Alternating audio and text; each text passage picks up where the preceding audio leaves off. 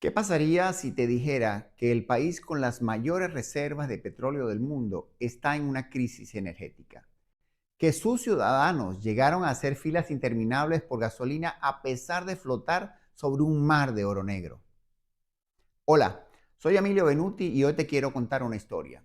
Es un viaje a través del tiempo, a través de una tierra que me vio nacer, Venezuela. Es una paradoja sobre una nación bendecida y a la vez desafiada por un recurso que ha moldeado nuestra historia, el petróleo.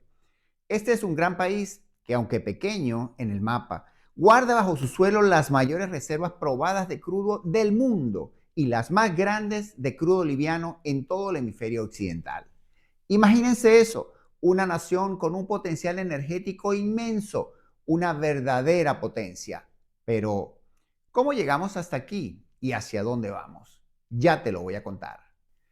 Nuestra historia con el oro negro no es nueva. Se dice que ya por allá en 1539, un barril de nuestro crudo viajó hasta España para aliviar la gota del mismísimo emperador Carlos V. Una visión profética, si se quiere. Pero la verdadera aventura comenzó mucho después. En 1875, en una hacienda cafetalera allá en el estado Táchira, la Alquitrana, así se llamaba, allí Manuel Antonio Pulido y un grupo de visionarios fundaron la compañía Petrolia del Táchira. Imagínense, nuestra primera empresa petrolera que producía queroseno y gasolina para la región. Era un inicio humilde, pero lleno de sueños para aquella gente. Sin embargo, el primer gran boom petrolero llegó en 1914 con el pozo Sumaque 1 en Menegrande, bajo la mirada de la empresa anglo-holandesa Royal Dutch Shell. Y luego en 1922 el reventón del pozo Barrosos 2 en Cabimas. Aquello fue verdaderamente una explosión de oportunidades. Así fue como la inversión extranjera llegó como un torrente, transformando nuestra economía de agrícola a petrolera. En un abrir y cerrar de ojos, todo aquello sucedió. Para 1929, Venezuela ya era el segundo mayor productor de petróleo del mundo. Recuerdo las historias de cómo el país empezó a cambiar. En 1943 logramos un hito, la política 50-50, donde el Estado y las compañías se repartían las ganancias de forma igual.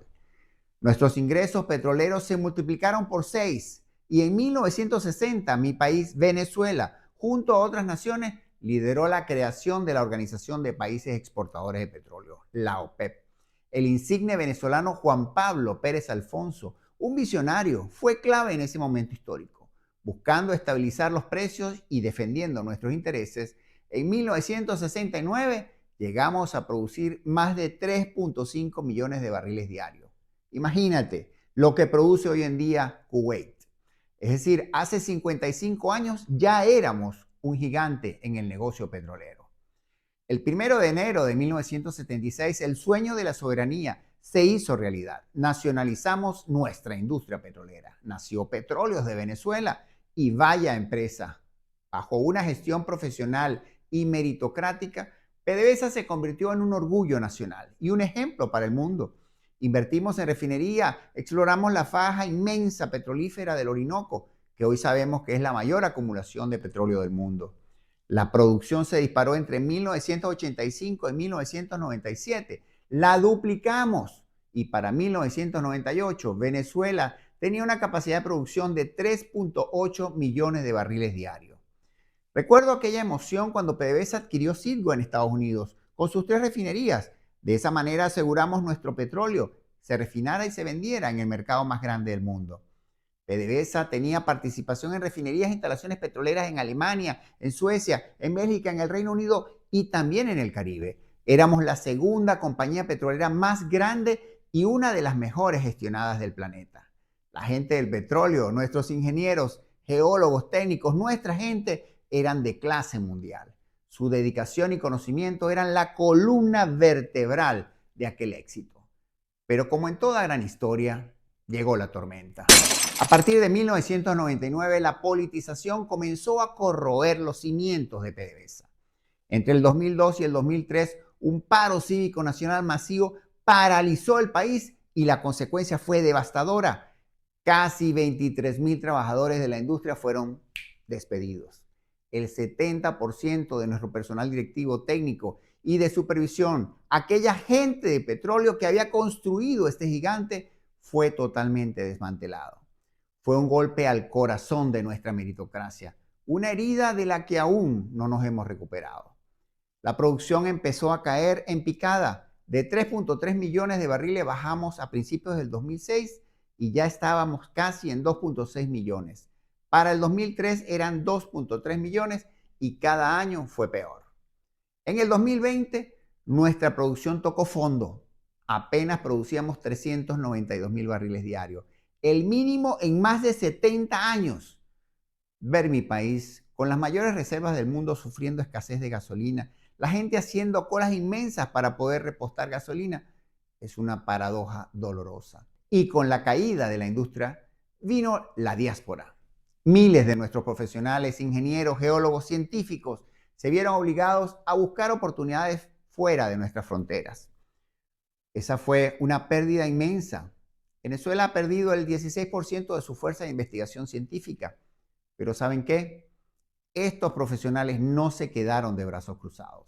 Se llevaron su talento y su ética de trabajo a Houston, a México, a Colombia, a Europa, al Medio Oriente, a cada rincón del mundo donde la industria petrolera los necesitaba.